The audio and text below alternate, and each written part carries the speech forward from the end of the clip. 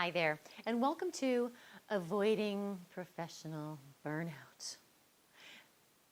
This program is really about doing a checkup from the neck up, so to speak. And if any of you are familiar with Zig Ziglar, that is one of his classic phrases. Really do a checkup from the neck up. It's about really taking a look at our emotional fitness for what we're doing in terms of continued stellar performance. And you know, stellar performance is not an easy thing to maintain all the time. So really, regardless of our position, we're all open to the disorder of burnout, especially if we're hard chargers, if we're not careful. So what I'd like to do in this program is let you know that this is designed for any of us in any position in the club, whether we're feeling at the top of our game or we're at the bottom of our barrel, whatever it might be. So let's start with a simple question, and that is, do you love what you're doing professionally? If you answer yes, that's excellent. Keep watching, and I want you to listen to this program to really remind yourself of ways to stay fresh and keep that love and feeling. On the other hand, if your answer was no, I want you to think about two things. Number one, I think it's very important that you determine whether you might be on the wrong bus, so to speak. In other words, if you're feeling burned out, it might be because there's not a good match between who you are and what you're doing in your organization. And that's a pretty simple thing to change. If that's the case, then action needs to be taken quickly. So you need to talk with your supervisor about whether there's a better match for you somewhere in your organization. If that's not the case, if you're in the right position, but you're just not loving what you're doing, then you might be crispy fried. If you're just not digging it like you used to, you just might be fried out. So I want you to take a few minutes. I want you to watch, I want you to listen, and really get that love and feeling back, because the 9 steps we're going to talk about in this program really can be helpful for you, especially if you're feeling like you're at the end of your rope. So staying fresh and avoiding burnout is definitely a proactive approach that, quite frankly, we all have the ability to do, but it really takes a constant awareness and a constant practice of some basic principles. So most often, we find ourselves in a little bit of a reactive position. In other words, we've gone so hard for so long, we've done so well, and now we're feeling like we're a little fried, a little burned, and so we're reacting to it, and sometimes that reaction is not really positive. And when we're in that position, we tend to feel somewhat limited in the choices that we have to solve the solution, or to solve the problem. Okay. I want to say, though, that it's easy to see how we get to this point. Especially in our business, in this industry, we spend a lot of time and energy meeting and exceeding the needs of our members, our staff, our directors, and most of us really love it, or we wouldn't be doing this. I mean, we truly have a passion about this. So that's what makes us good at what we do. We adore it so much that we just keep giving and giving and giving, and we do get a lot back from it until we feel like we just don't have any more to give. So it usually sneaks up on us. And if we're not listening to the whispers, then we find ourselves reacting in that fried place. So here are some of the whispers that you might want to listen to so you don't get there. The whispers include an increased sense of agitation. In other words, you just get a little angrier and bothered by things that never used to bother you that much. There's a persistent fatigue. You just cannot seem to get enough rest. You're distracted oftentimes. You're not sleeping very well. And all of these really kind of blend into one another if you think about it. There's a lack of motivation on your part. You're just not motivated to get up and do it like you used to. Maybe there's a drop in performance because of some of these factors. Maybe there's some chemical dependence. Maybe there's increased illness, or you're starting to feel a little depressed, or there's more drama, there's more negativity. So these are some of the whispers that you want to listen to. And when these start cropping up in your life, that's when you need to say, okay, I need to be aware that something's happening. I don't want it to go any further. I have some control here, and I'm going to take that so I can get back on top of my game rather than feel like I'm at the bottom of the barrel. All right, so when we reach that crispy fried place, oftentimes we unfortunately see those choices. Remember, we sometimes refer to them as limited.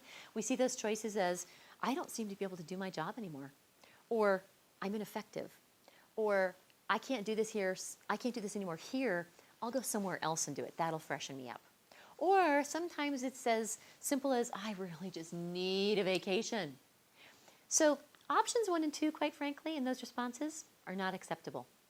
Now, the final one about needing a vacation, you're on the right track with that because you probably do. You probably need to just get away, get rested, take a little break so you can freshen yourself up a little bit. But I want to give you 9 other tips so that you don't always have to get away for a vacation. I want to give you 9 tips that you can do just right now, every day, to prevent and also take care of when you are in that situation. So let's start with the first one, and that's don't panic.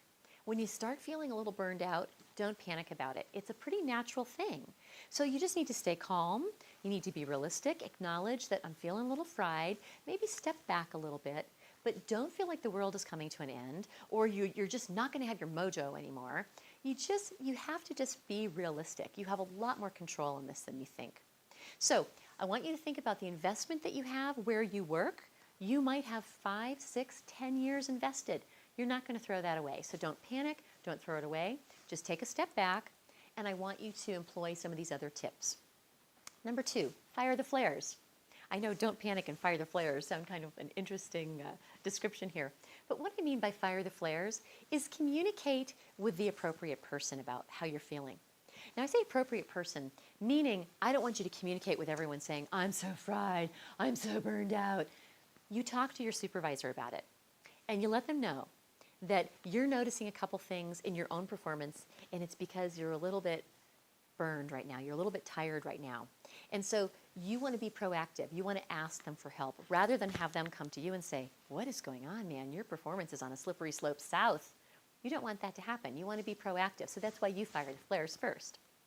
Talk to the appropriate person, your manager or your supervisor, and let them know that you're just feeling a little tired, but you have a plan to put some things in place, and for them, if they could just be patient with you and also help you a little bit. So you want to minimize the drama. Drama never makes things better. Drama makes things worse. It makes you tired, and it makes the people around you tired. You want to express your real concerns, and you want to have a recovery plan. So whether you go to your supervisor with a recovery plan and say, this is my plan, or you say, I need help in putting a plan together that's just going to keep me on track. But you want to make sure that you're communicating to the right person about that. All right, tip number 3 is choose your words and your compadres carefully. What I mean by that is avoid negative talk with your coworkers. When you're feeling fried and crispy and a little tired, it's really easy to engage in negativity. Be aware of that and don't do it, because the more negativity you engage in, it affects you. We start believing that. And it might just be words, but you start believing that. That will make you spiral downwards, especially if you're feeling a little bit frazzled and a little bit sensitive. So stay away from those people who can pull you under. Stay away from the drama queens. Stay away from the negative employees in your work environment, and circulate with the people who are going to buoy you up. Circulate with the people who know what you're going through. They're going to support you and help you with healthy habits to get you through this. Point number 4 is ask yourself, do you have a life outside of work?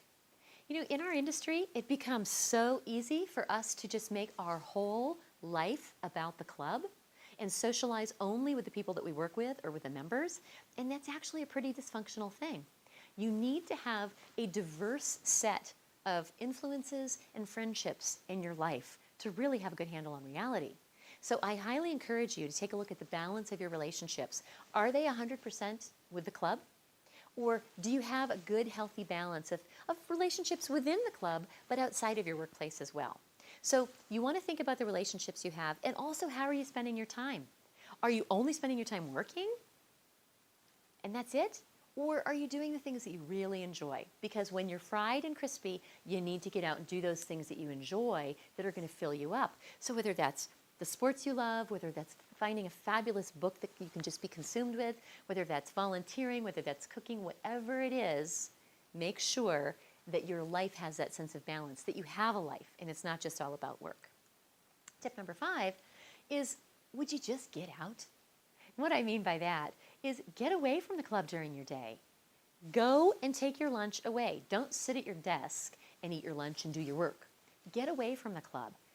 Get out for lunch, get out for breaks, go for a walk, work out, do whatever you need to do, but don't just focus on work the entire time. I would also say limit your lunch meetings. Most of us try to be really effective and really efficient, so we have meetings during lunch. Limit those as much as you can. So that allows you to get out and free your mind up and enjoy the beauty of the day and the warmth, the sunshine, whatever it might be, that's going to make you say, oh, this feels really good. rather than really focused all the time on work. So I would also make sure that you're limiting the number of long and late days that you have. This might be a toughie for you, especially if you're someone who feels compelled to show up at the crack of dawn and leave when the stars are twinkling. And I recognize sometimes we have to do that. It's just part of the projects and the demands, but you can't do that all the time.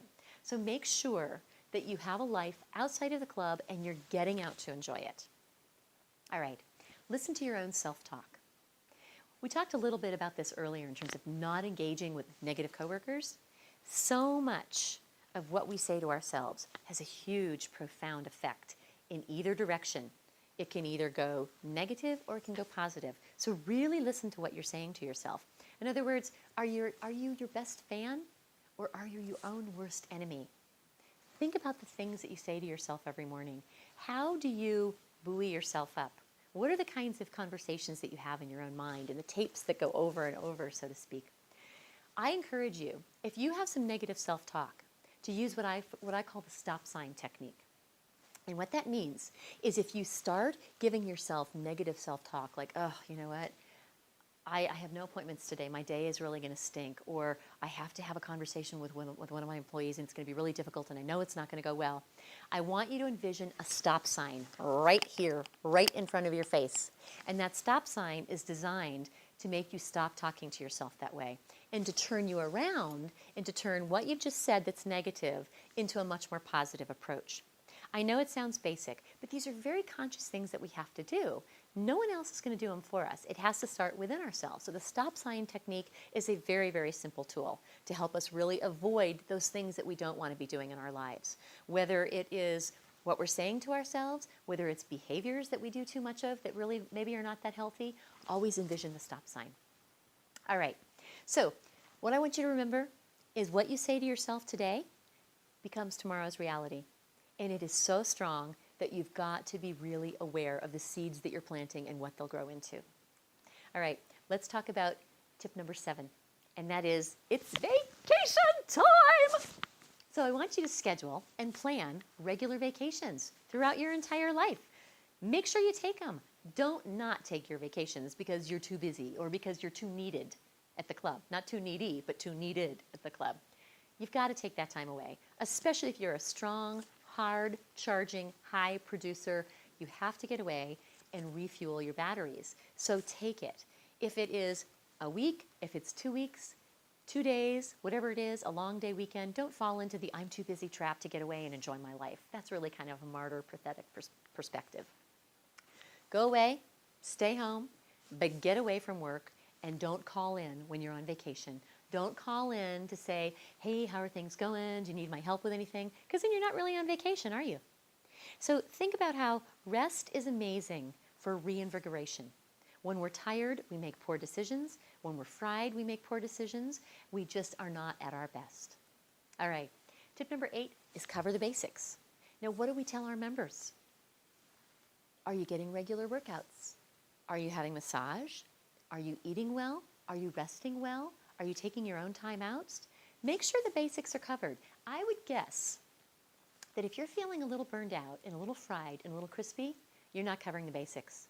These are some really simple steps that you can take. This should be one of the first places that we check in with. Am I getting enough sleep? Or is that 4 hours of sleep a night I get really making me not see things accurately and making me a little too emotional and making me a little dramatic? You know, gosh, I have a headache that just won't go away. Maybe it's because I haven't eaten anything all day or I haven't had enough water all day. So make sure that you're doing those simple things that are the basic things that are going to keep you going strong. Tip number 9 is think about the preventative measures.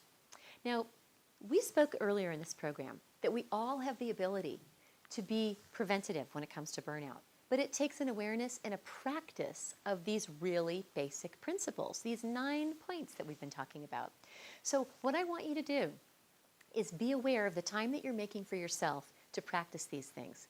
And if there's a deficit, then you know what the outcome is going to be. You're probably going to be going down that slippery slope to burnout. So think about the amount of time that you actually give yourself in your life to practice these 9 tools that we've been discussing. I want you to be aware. I want you to listen to those whispers. Listen for those behaviors that you are exuding or that you're demonstrating that are not like you, that are somewhat surprising. That is an indicator that you're not getting enough of some of these basic things that we were talking about, and the result is going to be burnout. So don't find yourself in a reactive mode. Know that you have the power to be very, very preventative with this, that you have the ability to sustain that incredible performance and performer that you are with these very simple tools. I wish you success and good health. Thank you.